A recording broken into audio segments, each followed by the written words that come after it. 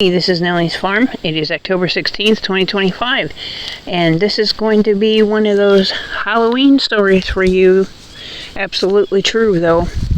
Not necessarily real scary, but I'll try to get through it pretty quick. So, I was raised with only step-family and my natural mother. I didn't know my real family, really. I heard of my grandfather, my mother's dad, who was full-blooded Cherokee. He was in World War II. When you're raised without your family, knowing your family or in your family's background, you're a very curious person. I found out actually my heritage in my 40s and early 50s, and which brings me to now. Just a few years ago, I found out a lot about my heritage, which was very shocking and comforting. I was amazed to hear a lot of things. I'm related to some famous people and history and such. Well, anyway, the last time I lived up north in my hometown, my kids were still at home mostly, and we went to a local cemetery. I'm one of those weird people who I like going to cemeteries. I like looking at the graves, trying to find the oldest graves, right? So this is the oldest cemetery in my hometown up there. Excuse me. And look at this little cute bumblebee and a marigold. So this is the oldest cemetery, which I didn't know that until I moved here. And it has so much history.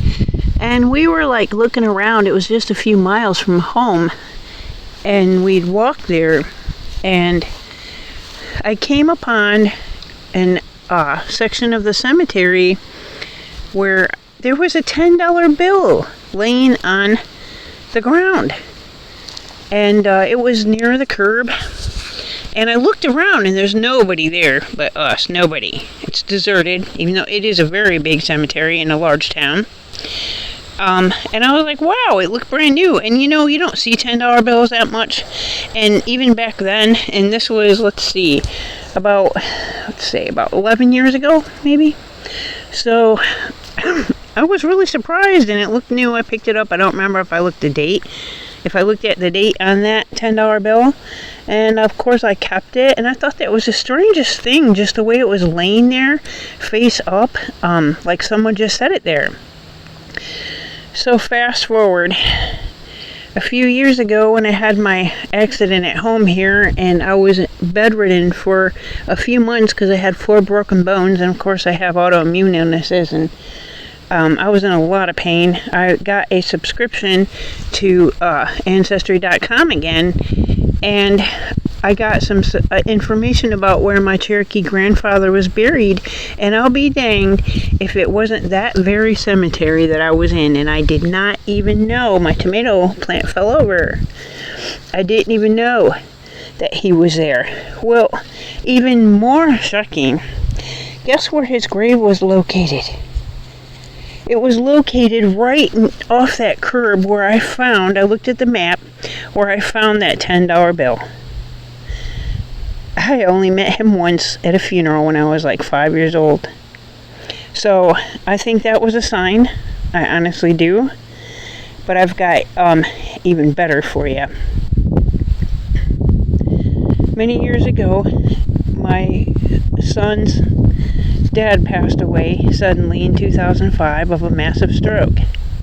I had just moved, myself and the kids, to Oklahoma City.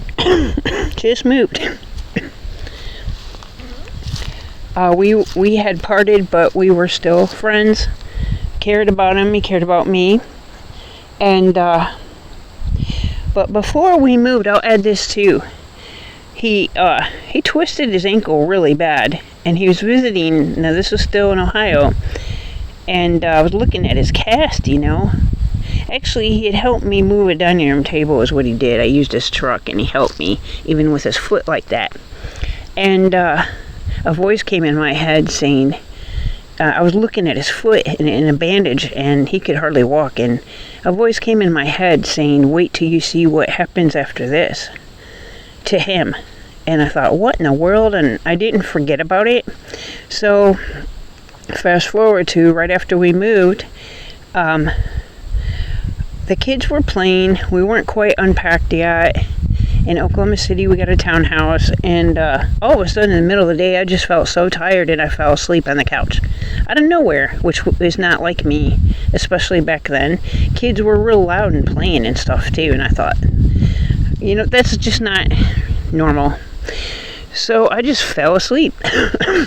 I dreamed that him and I were walking around a park, that was our thing, going to parks, finding turtles, checking them out.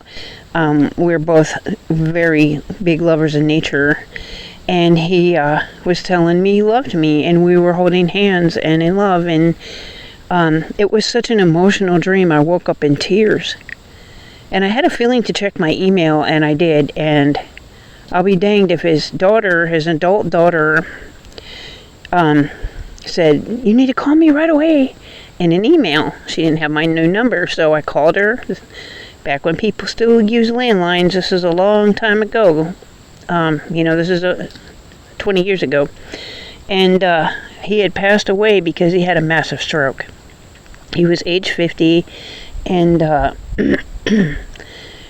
guess he wasn't taking his blood pressure medicine or whatever, and didn't treat his blood pressure, I should say. So, after this, I knew that dream meant that he was saying goodbye. I knew that's what it was right away. I told her about the dream, actually, and she ended up having a few dreams that were very similar dreams, too. And I do believe this was him saying goodbye. But he didn't really say goodbye, I don't think. It wasn't goodbye, actually, not with me, because I felt his presence around me for years, up until even here, 20 years later. I felt his presence, and one time I was a Walmart cashier years ago here, and I kept feeling his presence, and I said, well, give me a sign, and I'll be danged if I sometimes did find change at my feet, I was a cashier after all, but I always looked down there at my feet, and it was a regular thing, and didn't see anything. But at the end of my shift that day, I had found a dime next to my feet, and it was a 1954 dime, which was the year he was born. He was born in Germany. And I mean, what are the chances of that in the year 2020? That you find a 1954 dime? And dimes, by the way, if you guys didn't know, are supposed to be, dimes from heaven, they call them. They're supposed to be messages from loved ones and from beyond. So if you do find a dime on the ground, look at the date. Maybe it's from your loved one. See if the year maybe has the year they were born or something, because that happened to me. What are the odds? It has to be in the millions, guys.